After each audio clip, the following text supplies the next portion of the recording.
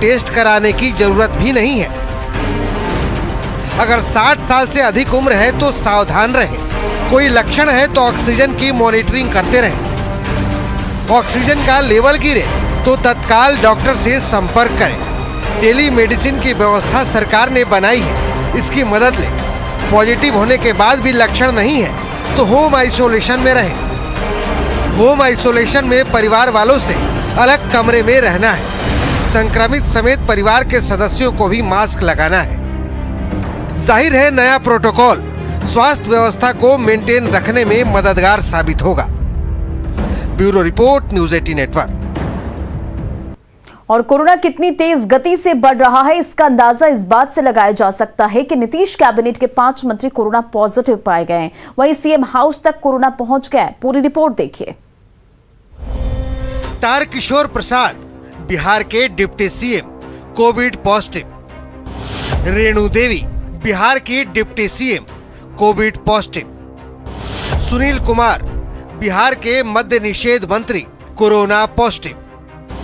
अशोक चौधरी बिहार के भवन निर्माण मंत्री कोविड पॉजिटिव। संतोष कुमार सुमन बिहार के लघु सिंचाई और SC/ST कल्याण मंत्री कोविड पॉजिटिव। नाम बताने के लिए काफी हैं कि कोरोना आम और खास नहीं देखता। जहां भी लापरवाही होगी, कोविड गाइडलाइंस के पालन में चूक होगी, वहां कोरोना डेरा जमा लेगा। बात सिर्फ मंत्रियों तक सीमित नहीं है। कोरोना बिहार के सीएम हाउस तक पहुंच चुका है।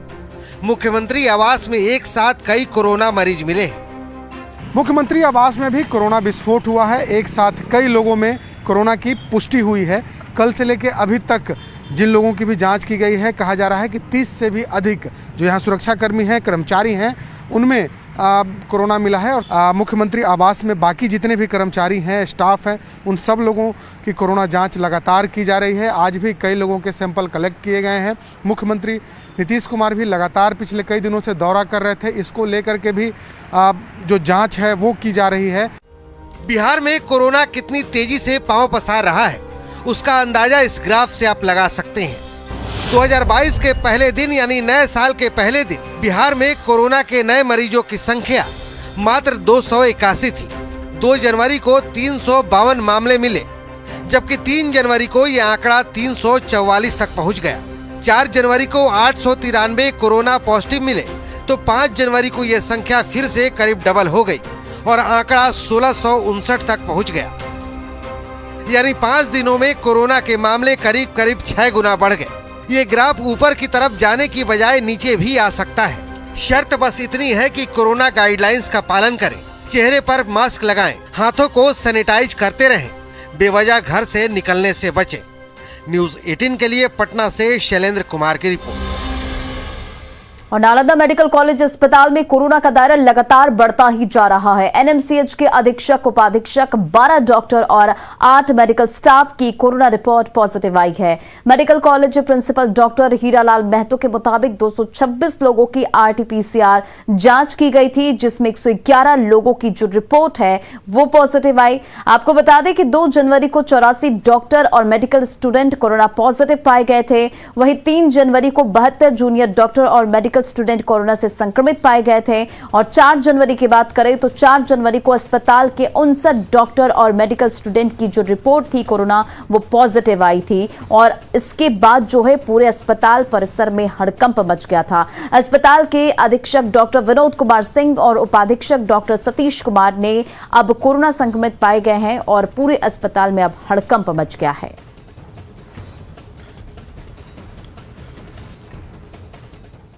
पंजाब के फिरोजपुर में प्रधानमंत्री नरेंद्र मोदी के काफिलों को रोके जाने की खबर से पटना के लोगों में काफी नाराजगी देखी जा रही है। उनसे बातचीत की हमारे सहयोगी शैलेंद्र कुमार ने।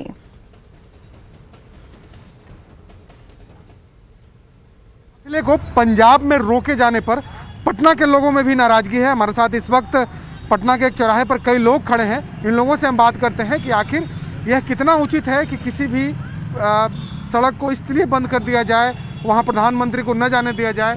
ये क्या मानते हैं आप कि किस तरीके से ये सब कुछ चल रहा है? देखिए, ऐसा है कि प्रधानमंत्री की सुरक्षा तो बहुत ज़रूरी है। सुरक्षा के दृष्टिकोण से ये कदम, अगर पॉलिटिकल कदम उठाया गया तो गलत है।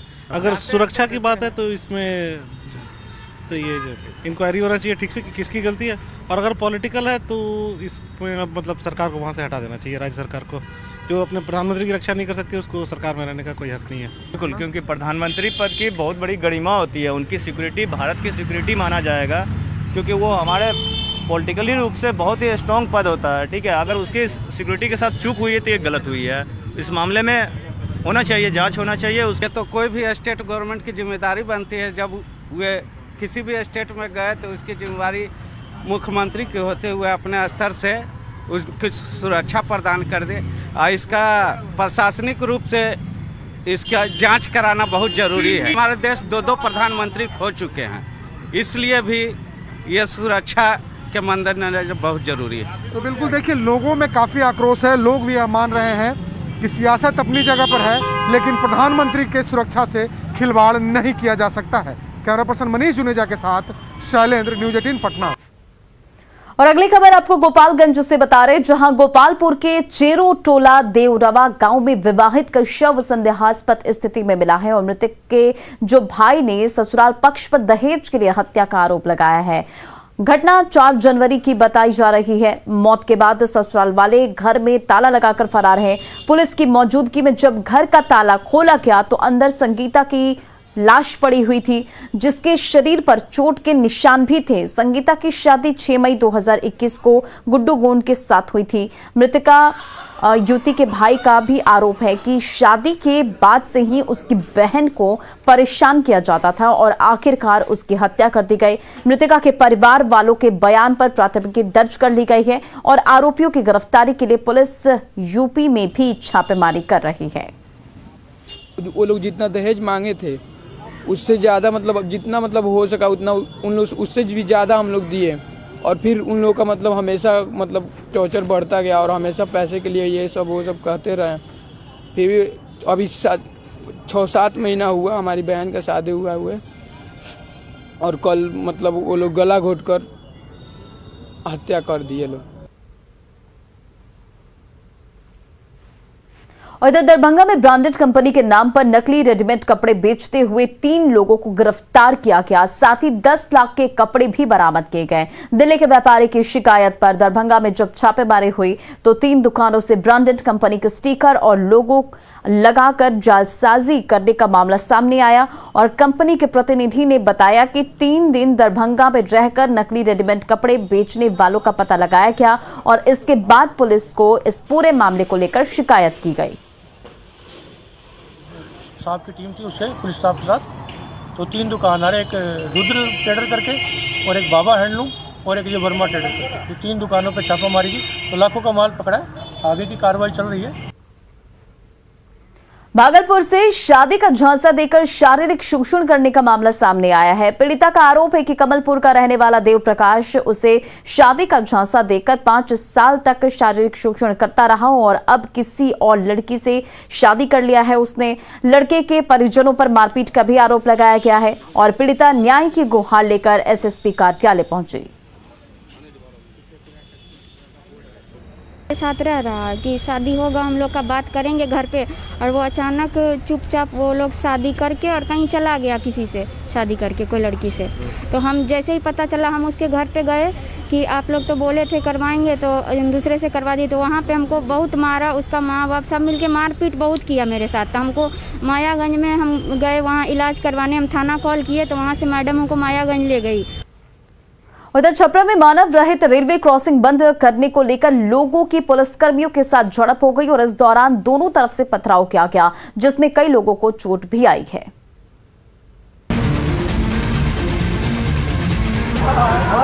रण क्षेत्र में तब्दील रेलवे ट्रैक की ये तस्वीर छपरा के रिविलगंज थाना क्षेत्र के इनई गांव की है। यहां पुलिस और पब्लिक के बीच जबरदस्त भिड़ंत हुई, जिससे ये जगह जंग के मैदान में तब्दील हो गई। दोनों पक्षों में भिड़ंत तब हुई जब इनई गांव के पास बने मानव रहित रेलवे क्रॉसिंग को बंद कराने के लिए पुलिस प्रशासन की टीम पहुंची। रिविलगंज के इनई गांव के पास मोहम्मदपुर का ये रेलवे क्रॉसिंग है, जिसको आज प्रशासन बंद करने आई थी। हम दिखाना चाहेंगे, ये मानव रहित ढाला है जिसे बंद किया जा रहा है, क्योंकि यहाँ बगल में एक अंडरपास बना दिया गया है लोगों की सुविधा के लिए। लोगों का कहना है कि अंडरपास इनके किसी काम का नहीं, चूँकि बड़ी गाड़ियाँ नहीं जा सकती है। तो लोगों की मांग है कि इस अंडरपास को जब सही ढंग से चालू करा दिया जाए, उसके बाद इसको बंद किया जाए। और यही कारण था कि आज यहाँ प्रशासन के लोग जब पहुँचे थे तो लोग उग्र हो गए थे। क्रॉसिंग को बंद कराने आई पुलिस से आसपास के लोग भिड़ गए और दोनों तरफ से जमकर पत्थरबाजी हुई, जिससे कई लोगों को चोट आई है और सीओ की गाड़ी भी क्षतिग्रस्त हो गई। लोगों का आरोप है कि पुलिस ने लाठियां भी भांजी। हाँ, लाठी भी चार्ज के पत्थर भी चलाए हैं रेलवे लाइन पर से। प्रशासन बहुत लोग घायल भी हुए हैं। मैंने वो कितने लोग आए थे प्रशासन के लोग? कम से कम 10 गाड़ी आए था। अचानक हाँ। कितना लोग के मरले बटे? 60-70 आदमी के 60-70 आदमी घायल है। हमनी के आनी है सब देखे खातिर, तो हमनी के देखे खातिर आनी है सब। सर लोग बोले हैं कि जाइए, पुलिस लोग बोले हैं कि जाइए, सीओ साहब का आदेश है जाइए। लेडीज लोग नहीं पुलिस लोग एक बैग लागल हमारे आँख और पत्थर डंडा चला के धसोरे लगल। दरअसल जहां पर मानव रहित क्रॉसिंग है, वहां एक अंडरपास का निर्माण करा दिया गया है। इसी वजह से पुलिस इस मानव रहित क्रॉसिंग को बंद कराने आई थी, लेकिन यहां के लोग बनाए गए अंडरपास से नाराज हैं। उनका कहना है कि इस अंडरपास से बड़ी गाड़ियां नहीं निकल पा रही हैं, इसलिए जब तक अंडरपास सही नहीं होता तब तक रेलवे क्रॉसिंग बंद ना किया जाए। न्यूज़ 18 के लिए छपरा से संतोष गुप्ता की रिपोर्ट। उधर मधुबनी में कमला नदी के किनारे बसे सैकड़ों गांवों की लाखों आबादी के लिए नया साल का आगाज शानदार हुआ। कमोबेश हर साल भीषण बाढ़ की तबाही झेलने वाले इन गांवों को नए साल में न सिर्फ बाढ़ की तबाही से निजात मिलने वाली है, बल्कि दूर दराज के बीहर इलाके से बसे इन गांवों तक पक्की सड़क भी पहुंचने वाली है। दरअसल नया साल शुरू होते ही कमला नदी के पूर्वी और पश्चिमी दोनों तटबंधों का चौड़ीकरण और उसके ऊपर पक्की सड़क का निर्माण कार्य जोर शोर से शुरू हो गया है। जल संसाधन विभाग की करीब 325 करोड़ की लागत वाली इस परियोजना का सीएम नीतीश कुमार ने हाल ही में ऑनलाइन शिलान्यास किया था और अब यहां के लोगों का जो सपना है वो साकार होता दिख रहा है। मधुबनी के बाबूराही प्रखंड में कमला तटबंध पर चल रहे निर्माण कार्यों का जायजा लिया हमारे सहयोगी अमित रंजन ने। मधुबनी में कमला नदी के किनारे बसे सैकड़ों गांवों को जल संसाधन विभाग की ओर से बहुत बड़ी सौगात मिली है। अभी यहाँ नए साल में यहाँ मधुबनी के बाबूबड़ी में अभी मैं हूँ। यहाँ पिपरा घाट के पास कमला नदी के किनारे यहाँ जो कमला बांध का जो पक्कीकरण होना था और चौड़ीकरण, वो काम जोर शोर से यहाँ अभी शुरू हो चुका है। और हाल ही में मुख्यमंत्री नीतीश कुमार यहाँ जब मधुबनी दौरे पर आए थे तो यहाँ लगभग 325 करोड़ रुपए की लागत से ये काम हो रहा है और इस प्रोजेक्ट का सीएम के हाथों शिलान्यास हुआ था। और नए साल में आप यहाँ देख सकते हैं कि वो काम अब यहाँ जोर शोर से जारी है। ये कमला नदी के किनारे ये पूर्वी बांध पर अभी मैं हूँ। यहाँ से दरभंगा से लेकर जयनगर तक पूर्वी और पश्चिमी दोनों बांध पर 40-40 किलोमीटर यानी 80 किलोमीटर लंबी जो यहाँ तटबंध है उसका चौड़ीकरण होने के बाद उसके ऊपर पक्की सड़क का निर्माण होना है। और इससे यहाँ इस इलाके में अभी तक इस बीहर इलाके में यहाँ के जो स्थानीय लोग हैं उनको आवाजाही में काफ़ी परेशानी होती थी। यहाँ साथ ही बाढ़ का भी यहाँ हमेशा बाढ़ की आशंका बनी रहती थी, क्योंकि बांध कच्चा होने के कारण कभी भी क्षतिग्रस्त होने का डर बना रहता था। लेकिन पक्की ये सड़क बनने के बाद बांध ही मौजूद होगा। यहाँ हमारे साथ जो कुछ स्थानीय लोग हैं, राजाराम जी अहाँ यही इलाका के छिए, तो ई जना अखन जे काज शुरू भेलै से अहाँ सबके इलाका के की छै, मतलब कहल जाए छै बहुत बड़ा वरदान छै इलाका ले। इलाका के लाखों आदमी के ई सब बहुत सुविधा भेलैया और बहुत तरहक विकास बढ़लैया। विकास ही बढ़लैया जे आबऽ वाला दिन में जमीन जायदाद के सेहो बहुत वैल्यूएशन बढ़लैया। सब इलाका में मतलब शहरीकरण भऽ रहल छै, जी बहुत बड़ा विकास भेलैया। ई बहुत बड़ा विकास, ई समाजक विकास छियै खास के। और तहुमे नीतीश कुमार जी के, संजय झा जी के, हुनका सबके बहुत बड़ा विकास के हाथ छनि। कि देखियो बाढ़ि आबै ने तऽ झोरा झंटी लऽ कऽ हमसब चौक पर चलि जाइ छियै से हमसब चौक पर चलि जाइ छियै। ताहि दुआरे फायदा भेलैया से बढ़िआँ उचगर कऽ दियौ, ककरा लोक बाल बच्चा दे हेतै गा, ताहि दुआरे फायदा करियौ। हाँ, डर खत्म भऽ जेतै, उचगर भऽ जेतै, सब पक्का बनि जेतै अथी, और तऽ डर खत्म भऽ जेतै गा। यहाँ जो स्थानीय ग्रामीण हैं इनका कहना है कि इस इलाके में ये पक्की सड़क बनने के बाद, बांध के ऊपर सड़क बनने के बाद गांव का काफ़ी विकास होगा, इलाके का शहरीकरण होगा। और सबसे बड़ी बात जो उन्होंने कही कि यहाँ लगभग 4 महीने, जो बरसात के 4 महीने में यहाँ के लोग रत जगा करते थे, इसी बांध पर लोग दिन रात जगते थे। यहाँ रात भर गाँव की ग्रामीणों की भीड़ रहती थी कि पता नहीं कब कमला नदी का जल स्तर बढ़ेगा और बांध क्षतिग्रस्त होगा और फिर बांध के किनारे बसे गाँवों को इससे काफ़ी नुकसान होता था। लेकिन यहाँ अब इस बांध के ऊपर पक्की सड़क बनने और ये बांध का चौड़ीकरण होने के बाद लोगों को इस सारी मुसीबत से अब निजात मिल जाएगी। लोग यहाँ काफ़ी खुश हैं। अमित रंजन, न्यूज़ 18 मधुबनी। और इधर गोपालगंज में फर्नीचर दुकान में चोरी का आरोप लगाकर बच्चे की पिटाई का मामला सामने आया है। मामला बैकुंठपुर थाना क्षेत्र के पकड़ी गांव का है, जिसका वीडियो सोशल मीडिया में भी वायरल हो रहा है। वीडियो में बदमाश बच्चे को नंगा कर बांस के खंबे से बांधकर पिटाई करते देखा जा सकता है और सुबह बच्चे को मरा समझकर फरार हो गए और बच्चे की हालत गंभीर बनी हुई है, जिसे इलाज के लिए गोपालगंज सदर अस्पताल रेफर कर दिया गया है। फिलहाल पुलिस ने मामला दर्ज कर आरोपियों की गिरफ्तारी के लिए छापेमारी कर रही है।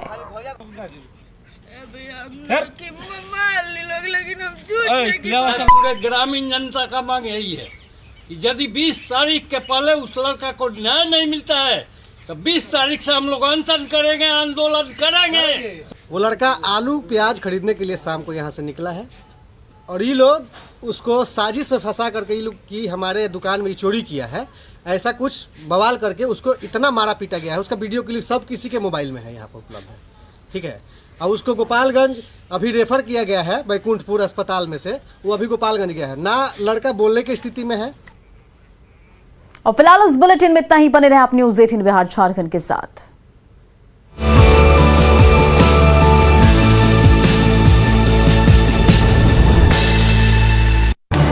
इस न्यूज हेडलाइंस के प्रायोजक पेट सफा आयुर्वेदिक जूस, पेट सफा हर रोग दफा।